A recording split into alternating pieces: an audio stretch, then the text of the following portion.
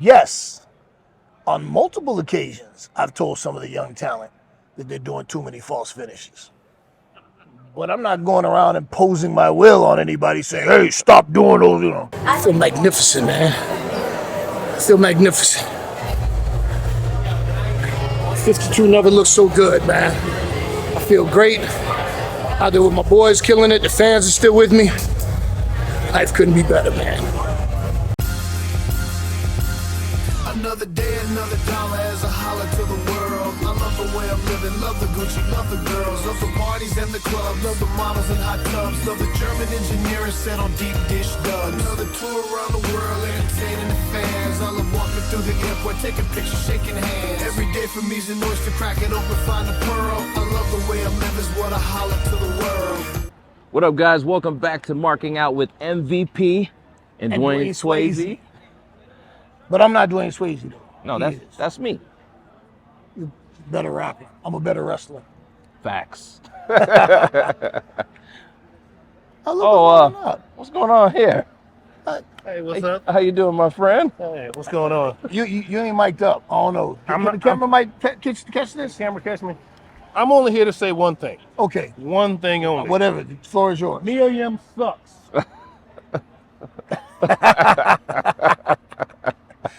I think that was a T-shirt commercial. This episode. Hey, you got to give us money for that, man. That's sponsorship money. You got to pay for that. So we're here in San Antonio. San Antonio, Texas, man. And tonight we're doing Dynamite. And I'm wrestling tonight. Oh, so yes, I can't be out here too much longer because I got stuff to do before the big match. Right on. So what are we doing, man? Yeah, so since we're here on location, why don't we do something a little bit different? Can you walk us through like a day, a shooting day, a show day for you? Yeah, we can do that. That's pretty easy. Shout out to my good friends at Half Sumo. You guys know how much I love Godzilla, Gojira. Half Sumo, my favorite fight kit, fight apparel company. Good friends of mine. Love you guys. When you were doing with Josh Barnett? Josh Barnett, yeah. That was Half Custom Sumo? made Half Sumo, custom made fight fire. kit and gi, yeah. Shout out to Half Sumo. And shout out to the catering crew. Delicious, man. I've been on barbecue all day. It's all on my fingers. Yeah, he wasn't wearing that white shirt earlier. Hey, yeah. So show day, typical show day.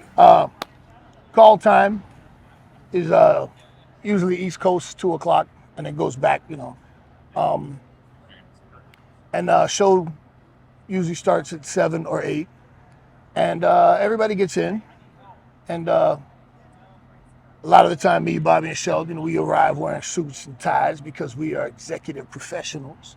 We go change out of our professional attire into comfortable attire, and if we don't already know what we're doing, we usually have an idea what we're doing beforehand. But if we don't already know, we'll go and try to find out what we're doing that day. The first stop is always catering. Oh, right. Got to go to catering. Right on. Find out what they got to eat in catering. And most of the time, catering's pretty good. There's usually something you can eat. Oh, right. They got a full spread. They got a whole fruit spread, a salad bar. They've changed everything out since you were in the meeting. Oh, they changed it 2-3 times. Oh, really? Yeah. They changed it at least twice. Okay. But if you want cold cuts, they got that. They got, dessert. They got that. They got everything. And they usually... Veggie options for Brother Ryan. Yes. Ryan behind the camera is a vegetarian. Lots of veggie options. Everything's well prepared. It's good stuff. So you usually stop and eat. Lots of cookies and cakes and snacks and sweets and stuff for you. My bag is packed. Thanks, Tony. I brought Camden one time, and he was just, Daddy, you just get all the candy? And she said, Daddy, He stocked up on Cheez-Its and Blow Pops. Yeah. But, usually we started catering, and then at some point, make our way out by the ring and find whoever we're working with, talk about what we're doing that day. Our trainers, you guys, if you watched our bonus content, you've seen our trainers' room. Our doctors are spectacular. Our trainers keep us going. Doc Sampson, right? Doc Sampson, yeah. If you got some kind of an ailment, some kind of injury, like My neck's been bothering me since the street fight. Got a little whiplash from that ricochet dive. And then last week I gouged my wrist open with the table debris.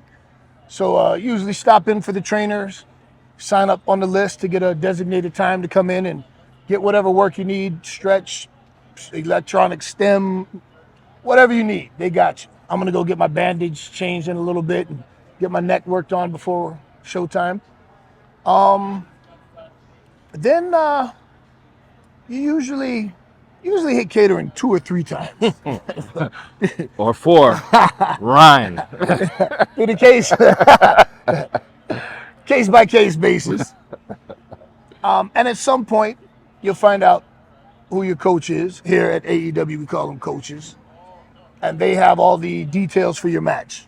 Who you're working with, what the finish is, how long you're going.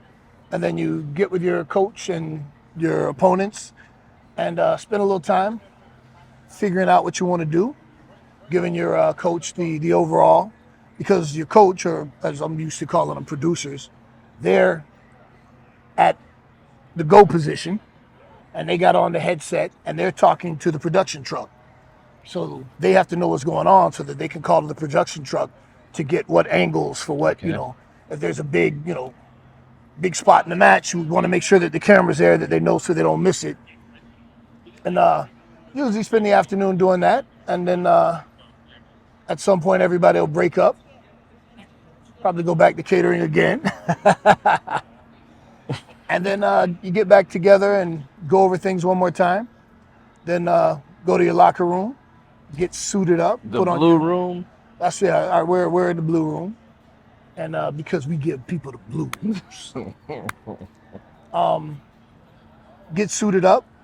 I like to try to swing by the trainer's room one more time. If I'm wrestling, I like to try to swing by the trainer's room one more time and just get stretched out. And then it's kind of just waiting. You're just waiting around until it's go time. You find out where you're at on the card. And, if you're a little later in the show, you're just kind of trying to stay warm and stay loose till it's your time. And that's a typical day. And once your match is done, you go out there, rock the house. Rock the house. We heard people. And then when we're done with that, usually come back through, kind of go over things with your opponents and your coach and, what was good, what was bad, what worked, thank them for the match. Sometimes, depending on your physical condition, you might go back to the trainer's room and get worked on again. If you got any bumps and bruises or scrapes during the match, you go back and get treatment. And then hit the locker room. You go take a shower, freshen up, put your clothes on, and you're free to go. We when you're free to go later, we hitting this town in San Antonio tonight. I won't be. Oh, okay. Because I got an early morning flight tomorrow, so I got to head back to Houston. Oh, and then I got to jump on an early flight. Then you with me, Ryan. Yeah. But usually, typically, whatever town we're in, when me, Bobby, and Shelton, if we finish early enough, we'll try to find a nice steakhouse in town and go and celebrate, because usually we beating the shit out of somebody. Or console ourselves with a nice, thick, juicy steak. And, me, I like some nice single malt scotch, old enough to order itself. Yeah. 21 and older, let somebody else mold it. Pete, so when we walked in, I believe his name was Adrian, with the gear. Oh, yeah. He's one of our costume makers, what's the term?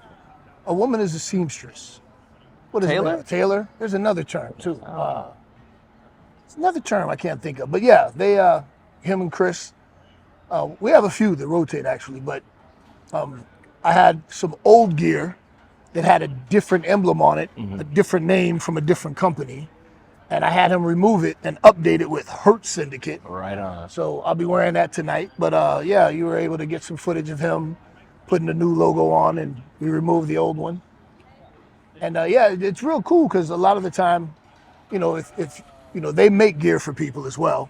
But if you got a wardrobe malfunction, they're the ones that fix it for you. Or there's been plenty of times I've lost a button off of a suit, and had them take care of it for me. Or I had a travel issue one time, and my suit was still in my bag, but I had to come straight to the building. So I brought it to them, and they steamed it for me to, so I could wear it, get all the wrinkles out of it. Sweet. Yeah, Okay. yeah. So real good guys, man. We got a really good crew here, man. Everybody works hard. Is there a barber here too? We don't have a barber. Ah, okay. Now okay. we do have some very impressive hairstylists and makeup artists, but we don't have a barber. I feel like we need a barber, but we don't have one. But everybody here is tremendously talented, man. We got a lot of people that work their asses off, and we come together every week to get a Dynamite and a Collision done. And man, I wouldn't trade it for anything. I think about how fortunate I am because I'm not an office guy. Right on. You are an exceptionally talented logistics coordinator. Like, not that you want to be in a cubicle, I know there are other things you want to do. Right I'm fortunate, dude. I would go. I wouldn't work out so well in that environment, So I'm lucky, beyond lucky, fortunate. That I've had this career, and that I get to work in this environment, this atmosphere, and a typical day at work for me is, my worst day here is better than the best day I could have in anybody's office. Understood. And I get that because I've years ago I sold chemical supplies on the phone. I hated that more. Word! I learn something new every Monday, man. Yeah, it was selling industrial 40-gallon drums of cleaning solution. Man, I bet those did they sound like promos when you were? Well, they give you a script, and you just read the script, okay. and and I was like, I hated that, sitting there all day, just dialing, trying. I'll sell the fuck out of a punch, but I ain't trying to sell no chemicals. I'll sell some chemicals I've ingested. What I did there? Yeah, right on. Drugs are bad, okay? Yeah, man, but look what I do. This is what I do for a living. That's amazing, man. And I'm fortunate enough to be able to, include my friends. When I bring my son, when we're local, and I get to bring my son, and he can climb in the ring and play around. Yeah. I'm do some 619s. Yeah, man. I'm living my best life, man. Living my best life. You got anything else for me? Let's go inside, man. Yeah, because actually, I really need, legitimately, looking at the time, I think we open up the show tonight. So I need to go and get my neck worked on a little bit. I got to go get my bandage changed, put on my gear, stretch my old ass out because my bones, these muscles and ligaments and tendons, they're not as pliable and elastic as they used to be. Now they don't stretch, they just snap. So, yeah. I'm a lucky man. And on that note, I got work to do, man. Yeah. Y'all follow us inside. Come on.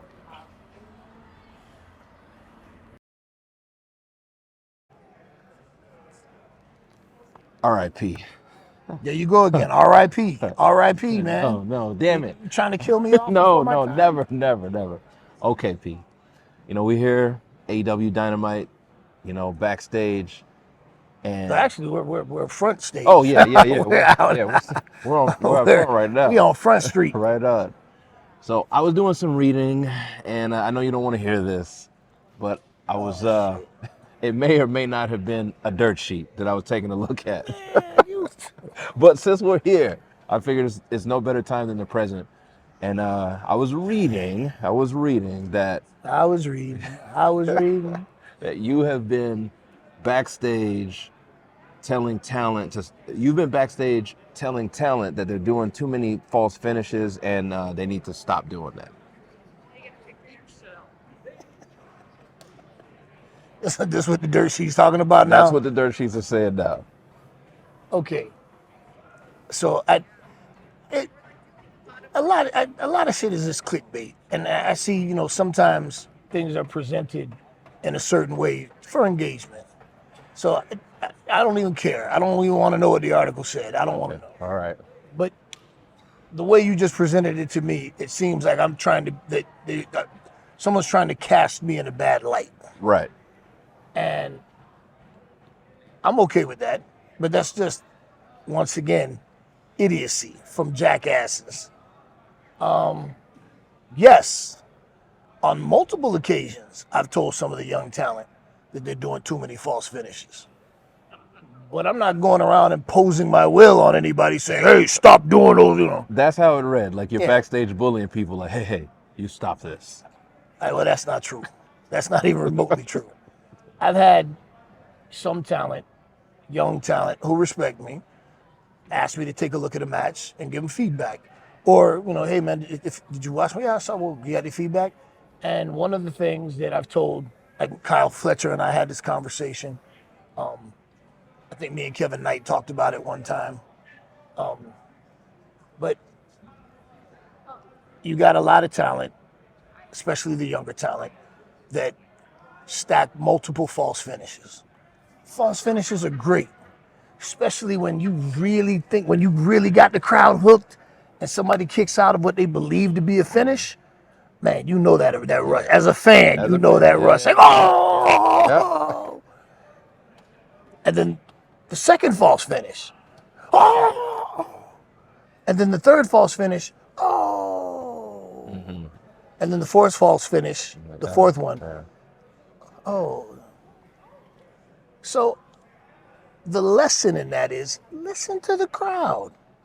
If you got 5 false finishes planned and you've done 2 and you hear you're losing the crowd, abandon that other shit. Who are you doing those false finishes for? You or for the crowd? So I'm telling people, hey, you with experience, you learn to gauge the crowd. You learn to listen to the crowd. And there have been plenty of times I've had matches where we had other shit planned, but you like, no, this is the apex. The crowd's not going to get any hotter than this. Let's take it home. Now's the time. And I've also had matches where you stayed too long and you hear you're losing the crowd. So my message to the young guys who were asking wasn't me saying, hey, stop doing all those false finishes. It was, you're losing the crowd. If you're getting diminishing returns on your false finishes, then you're doing it wrong. And obviously, you know, you had them hooked for the first one and the second one, but and listen, I'm an old school Japanese wrestling fan. I love when there's 3, 4, 5 false finishes, but those matches have been built against 2 powerhouses, and those finishes have been established. And you know, sometimes you see a guy hit a move that he's never beaten anybody with, and the guy kicks out and he's, you never beat nobody with that move. Why are you so shocked that he kicked out? So, yeah, so the message is, you know, to some of the younger talent to listen to the crowd and don't build in so many unnecessary false finishes. You know, multiple false finishes during a big pay-per-view match that's been building for a while. Yeah, you know, that's a good thing. I'm not saying don't do false finishes, but you don't need 5 false finishes on a Dynamite. Right on. You know, there's no point in it. And again, the most important thing is to listen to the audience. Listen to the crowd.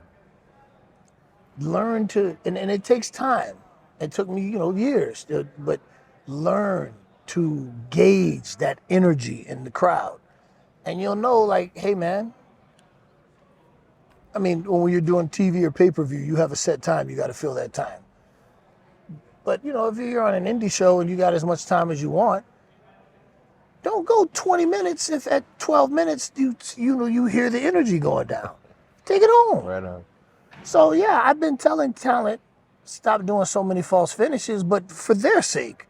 And I haven't told anybody that didn't ask me. 10-4. If they ask me, and I'm at a point in my career, you know, we've talked about it on the show before. I've been in this space making money for over 20 years. I haven't had a cubicle job, a time card job. I've only made money in wrestling since 05. Yeah, since 05. That's the only place, over 20 years now I've been making money in wrestling. I have a clue. There's a reason people keep paying me. Because I have a clue. And I don't go around telling young guys how to work their matches. I don't impose my will on anybody. But when young dudes come and ask me for my feedback, I'll tell them, you know. And I don't tell guys, hey, don't do flips. And do your thing. Just make it make sense. That's all I ever tell anybody. Make it make sense. And listen to your audience. When the crowd is tired, you're not going to get them back by doing more shit. They're tired, man, you know? Listen to the crowd, gauge it. So I don't know who put that article out, and I don't want to know. No, Stop reading that shit, man. But I only read it looking for your name so I can ask you so we can address these things. But don't think that I'm going to ask every crazy thing y'all put up there. But to that point, yes, I have told some talent that. But talent that asked me, hey, what'd you think about my match? Hey, this was great, less of this, more of this, and false finishes. You didn't need that many. And specifically with Kyle Fletcher, when he asked me about it, I asked him, I said, did you hear that? And he said, yeah, I heard it. You didn't need that other false finish. And he nodded, and he was like, yeah, I got that. And, you know, I don't think most people, wrestling fans, would argue with me. I'm sure you're always going to have fun that would just want to argue for whatever. I don't like oranges. Oh, he's racist against oranges, you know, whatever. But, you know, I give my knowledge to the young guys, men and women, that ask me for it. And sometimes, you know, if there's a certain talent that looks like they got a little something that shows some kind of promise, I'll walk up and I'll ask them, hey, you mind if I, you know, and I'll say, hey, I noticed that you did this. Next time, try this. See how it works for you. If it works for you, go with it. If it doesn't, throw it away. Because one thing I remember when I first got called up, I had all kind of legends giving me advice. You know, I'm working with The Undertaker. I'm working with Kane. I got Arn Anderson assigned to me. You know, like all of these, you know, Ric Flair and the producers in the back. I have so many people telling me, hey, do this, don't do this. Part of what the young talent has to figure out is what works for them. You're not going to please everybody. Mm-hmm. And sometimes I'd have one agent tell me to do one thing and another agent tell me to do the exact opposite. Who do you listen to? Right. You know, and you have to take the things that work for you, your character, your style, and apply them. And the things that don't, you don't. And it's real simple. But in summation, yes, I absolutely have been telling some talent, you know, you're doing too many false finishes. But I'm not telling anyone, hey, you're doing too many false finishes. Like, hey, you know, if you want to get more out of your match, and if you want to get more from the crowd, less really is more. And in the case of false finishes, especially in just a regular TV match, yeah, you know, and even some pay-per-views, you know, you don't need 4 false finishes. You know? Do what you want to do. And that's one thing I always say, do what you want to do. What do I know? I've only been around here 20 years. I've only made a few $1 million. But do what you want to do. Do what makes you happy, ultimately. But if you ask me for my advice, I'll give it to you. And in this case, that's what happened with Dax. You're welcome. Fuck you. Hey, what up, guys? We are going to stop the episode real quick and show you some behind-the-scenes footage of the Hurt Syndicate coming out to the ring and actually in their match against the Ops. And there's some real cool stuff you're gonna see. I almost said something else. There's some real cool stuff you're gonna see with MVP and Samoa Joe. I was on the opposite side of the ramp by myself, being able to watch the show. It was dope. Check it out. MVP still ballin'. Hey, yo, this is crazy.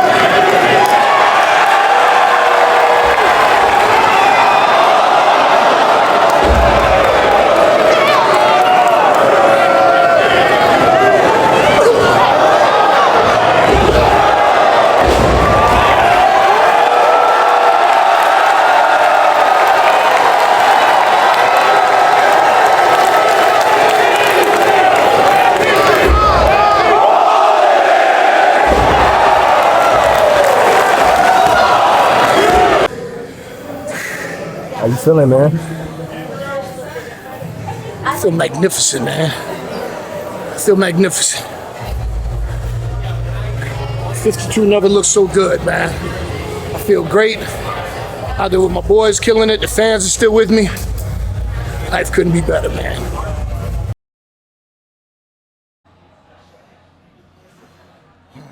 How you feeling, man? Mixed emotions. I mean, my neck has been jacked up, so, I had some treatment on it, some stem. It's just, man, it's tough. That when Ricochet took me out with that dive, and I don't get hurt often, man, but, it was, so, but now I got to take this drive to the crib. And it's bittersweet, because we're on the road all the time, and it's usually a flight, and, being in San Antonio and residing in Houston. Right on. I get to sleep in my bed tonight. Right on. So I'm going to hit the road and stop and grab something to eat and hit the road, and I'll be home in 3.5 hours. Right on. So I'll sleep in my bed tonight, and then I got a flight in the morning, On the road again? On the road again. Life on the road, but I wouldn't trade it for anything. Right on. I wouldn't trade it for anything. Did you have fun?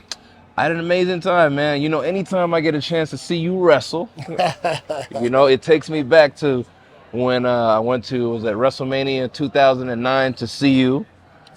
And now all these years later, we're here, and I got to see, standing up on the ramp, you hit the ballin', and it was beautiful, man. That was dope. I thought I was going to get to see a playmaker, too. A damn Ricochet, man. Always. Always Ricochet. Like a bad penny, keeps showing up. Well, I ain't got nothing else, man. Oh, right on. I'm hungry. I'm ready to go home. So, I'm out of here, baby. Safe travels, man. Safe travels. Ryan, I appreciate you. Take us home. All right.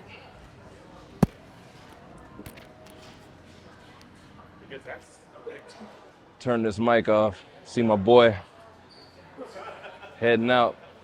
So most people get a chance to see the lights, the matches, that make television. But today, you guys got a chance to see everything, right? We were in catering outside, how we started the episode. We came into the empty arena. We couldn't show you guys everything that was happening in and around the ring, but y'all were there with us. Talk some wrestling like we always do. Today we got to see some wrestling, which was amazing, right? And so I got to make this ride back to Houston myself. So while MVP's on his way out, we'll just go ahead and say this. You know what? Yeah. You're right. I'm getting a note from Ryan here to make sure I tell you guys something. Y'all better like, you better comment, y'all better subscribe. No one is showing you content like this. We got a chance to be, this isn't even behind the scenes. This is exclusive access. And like, comment, subscribe, share, tell a friend and tell a friend. Drop a comment on Spotify, Amazon Music, Apple Podcasts, wherever you listen to the show. And since MVP's not here because he's leaving, and I'm about to be leaving too, I get to say it. See you, Space Cowboy. I just lay back in something new. Whiskey 21 and over, low ball. Make it too neat, Dizzer from Harlem. Yeah, I'm from Houston, off of Fondren. Mike Mazan and real world flow. Plant these seeds in the streets and in weeks, watch it blossom. Dark night, riding on chrome, swinging through Gotham. It's me and P, repaving these roads.